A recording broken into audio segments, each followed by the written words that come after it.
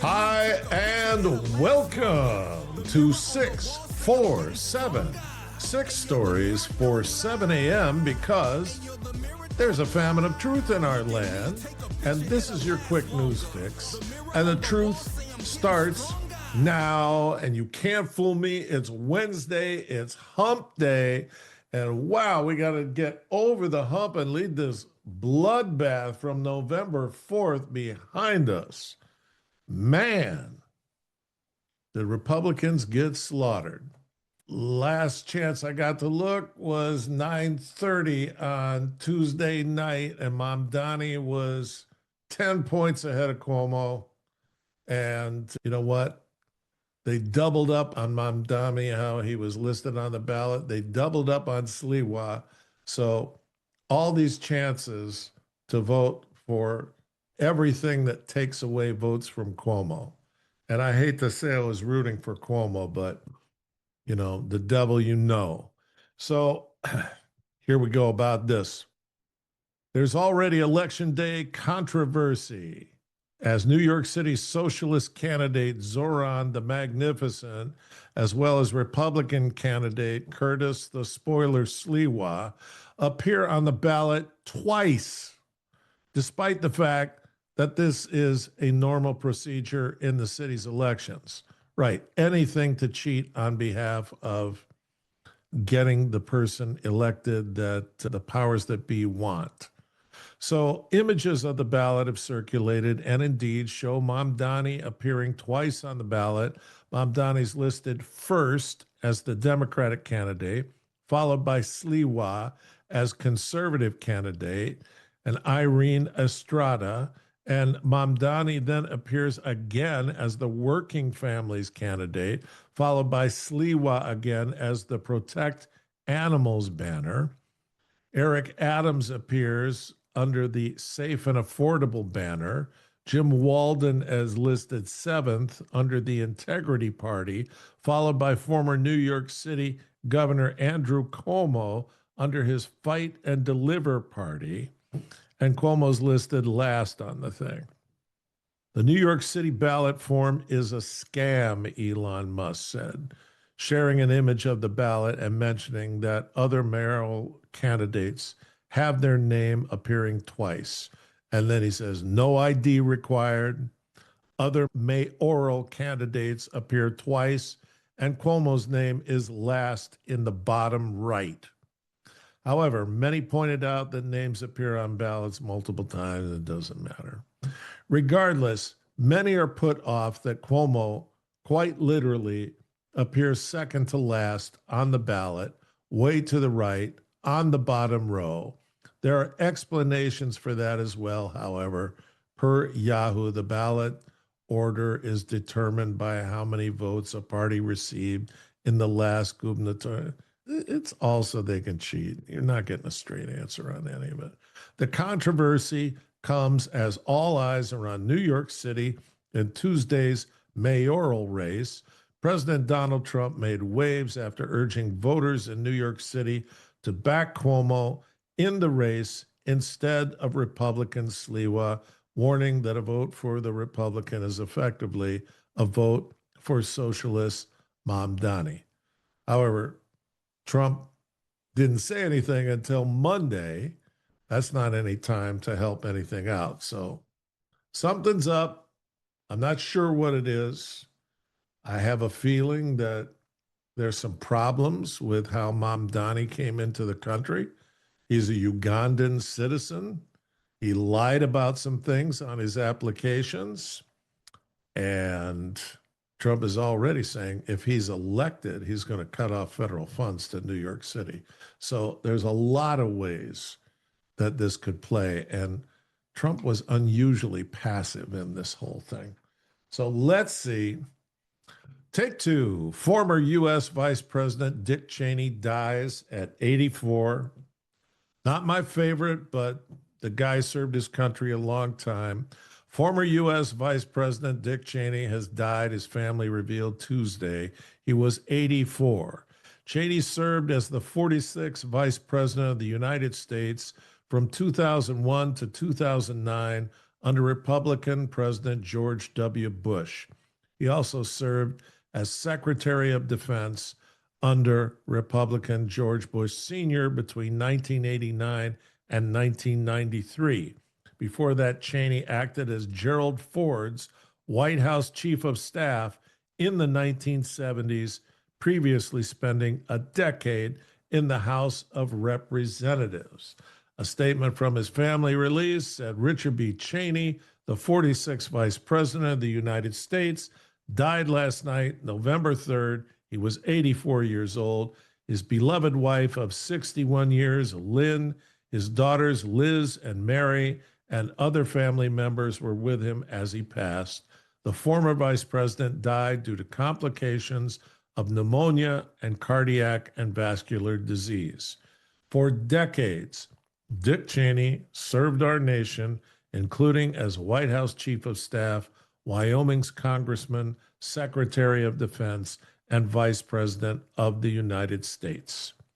Cheney served as the U.S. Representative for Wyoming's at-large congressional district from 79 to 89, and as the 17th United States Secretary of Defense under George H.W. Bush.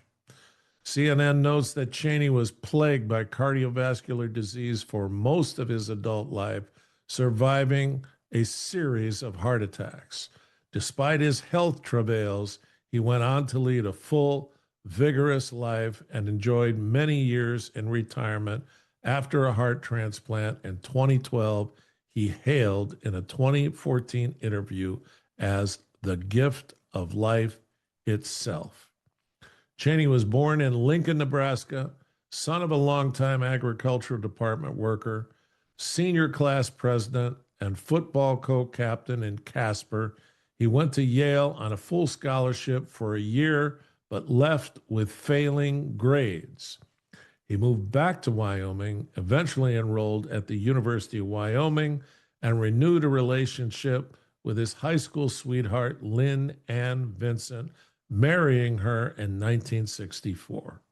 He is survived by his wife, by Liz, and by second daughter, Mary. All right, take 3. Trump pushes for Senate nuclear option to open government. This is his only option. So let's see. President Donald Trump pushed for the nuclear option to fund the government on Tuesday, day 35 of the Democrat-led Chucky Schumer shutdown. Trump took to the Truth Social to lay out his argument, writing that Democrats are much more likely to prevail in the midterm elections if Republicans do not terminate the filibuster. The Democrats are far more likely to win the midterms and the next presidential election if we don't do the termination of the filibuster, the nuclear option, because it will be impossible for Republicans to get common sense policies done with these crazed Democrat lunatics being able to block everything by withholding their votes. For 3 years, nothing will be passed and Republicans will be blamed. Elections, including the midterms, will be rightfully brutal. While Republicans currently hold a 53-seat majority in the Senate, 60 votes are required to pass cloture and unlock a floor vote on the House passed continuing resolution, the CR, which keeps getting voted down, to fund the government at 2024 levels, approved by then President Sleepy Joe Biden with zero strings attached. By going with the nuclear option and terminating the filibuster, only a simple majority would be required, right? So they don't need the extra votes. Trump highlighted what Republicans who also hold a majority in the House could accomplish by terminating the filibuster. If we do terminate the filibuster, we will get everything approved like no Congress in history. We will have fair, free, and safe elections, no men and women's sports or transgenders for everybody, strong borders, major tax and energy cuts, and will secure our Second Amendment, which the Democrats will also terminate immediately.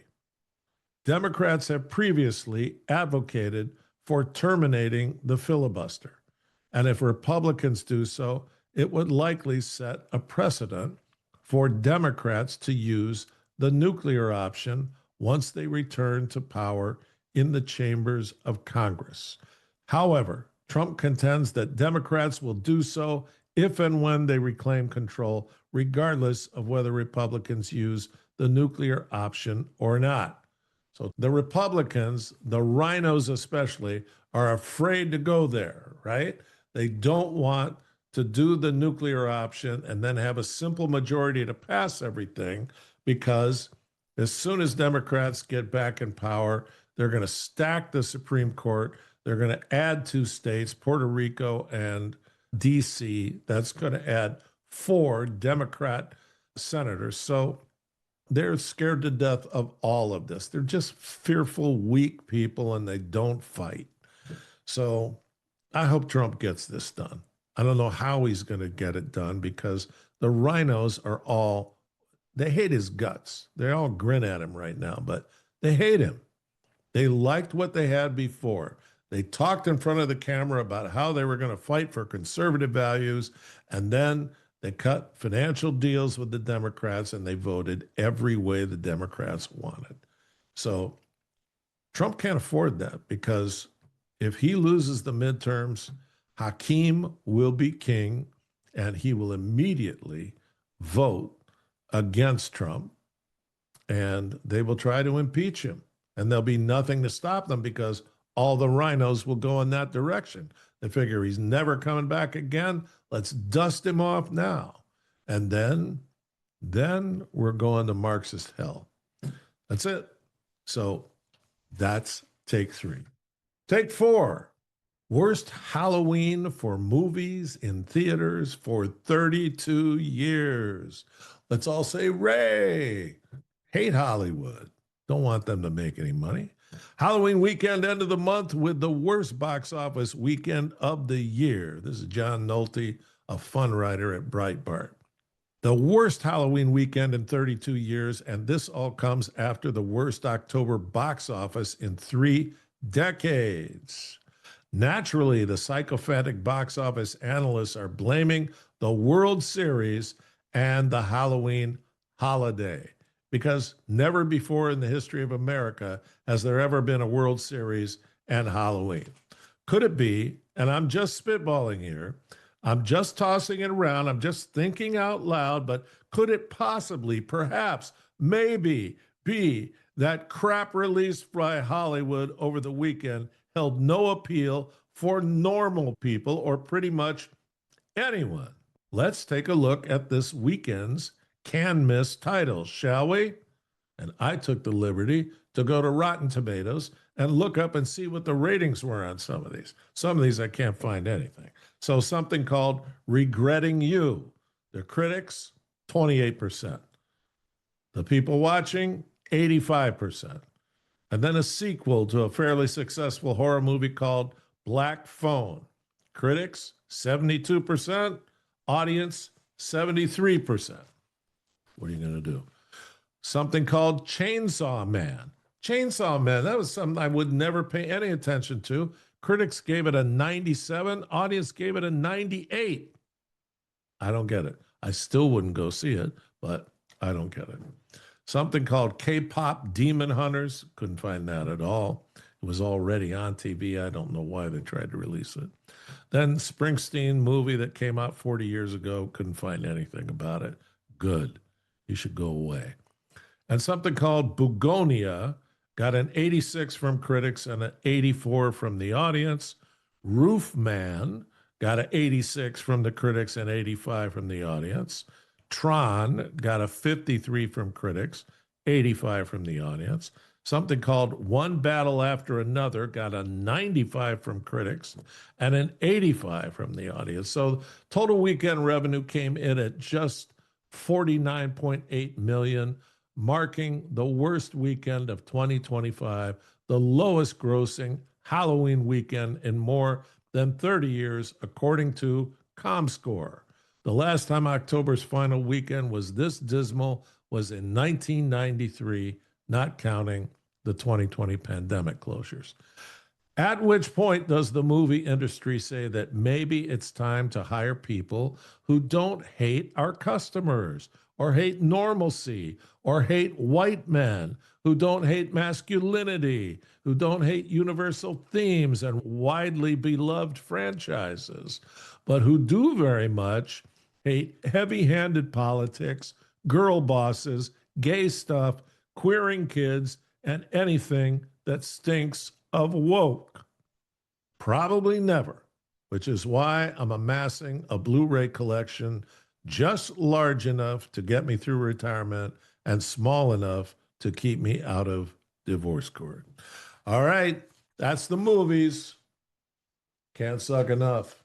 All right, that was 4. This is take 5. The Comey burn bag boomerang.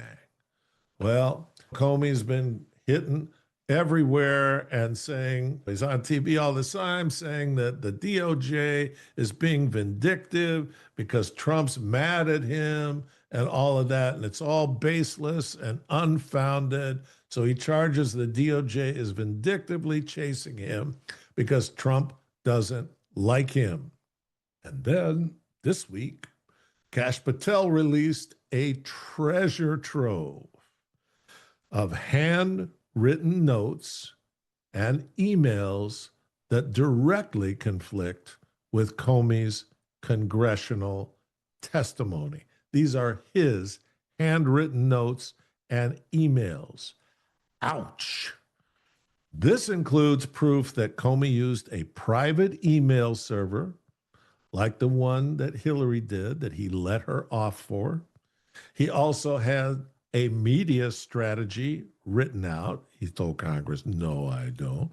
Comey told Congress he never authorized strategic leaks to the press. It's verified now to be a lie, right? He had his buddy at Columbia. He leaked to them. The guy from Columbia took it over to the New York Times. It's all full with receipts. There's no denying it. There are also handwritten notes by Comey saying he expected to be working closely for President Hillary Clinton and that he had been briefed on the Clinton plan of false intelligence. Think about that. Linking Trump with Russia. He'd been briefed on that before it even completely existed. And then he's pretending for years that experts are saying it was Russian interference. And he knew it was the Clintons the whole time. What a disgusting individual. That's all I can say. He also said that he expected Hillary to be appreciative of all he had done for her. What can you say? We're going to go through all this legal stuff. It's going to take forever and cost millions of dollars, but I could solve it right now. Leg irons for the Swamp Tommy Tune. Big, tall goofball. All right. Take 6. This is arms. This is a weird arms, right? It's the reaction of Northwestern troubled people when something good happens. So Scott Adams, the creator of the iconic Dilbert comic strip, was able to call on a friend in a very high place, President Donald Trump, to intervene on his behalf to get his healthcare provider, Kaiser of Northern California, to finally schedule an appointment so that he can receive life-extending treatment for metastasized prostate cancer. Best president ever, the famous controversial Bay Area-based cartoonist said on X early Monday, confirming that Trump took time away from running the country and a part of the world to help him get his appointment. Thank you, President Trump. Adams didn't specify that he had an appointment scheduled for Monday as requested. And guess what? I searched all over. He didn't get it Monday, And he didn't get it Tuesday either. It is Trump derangement syndrome at Kaiser. You got to hate these people. It's just absolutely awful. The guy's dying and they're holding back. Our oncology team needs to meet. I guarantee if it was the CEO's son, it would have been done on Sunday. Our healthcare system is messed up. It's as bad as the Department of Justice. It all needs to be burned down and rebuilt. What can I say? Well, we're not going to burn down and rebuild. You know why? Because you're going to share us. You're going to like us. You're going to make comments. And you're going to push us out to your network. And you know what?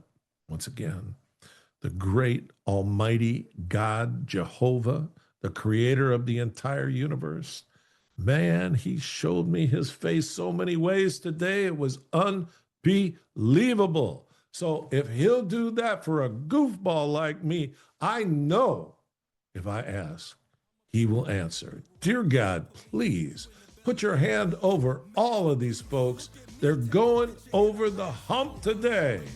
They're going to get that momentum. We're going to do the glide slope tomorrow, God willing. So here it comes. God bless you, and he will. I know it. Thank you for being here. If you want the truth, don't close your eyes.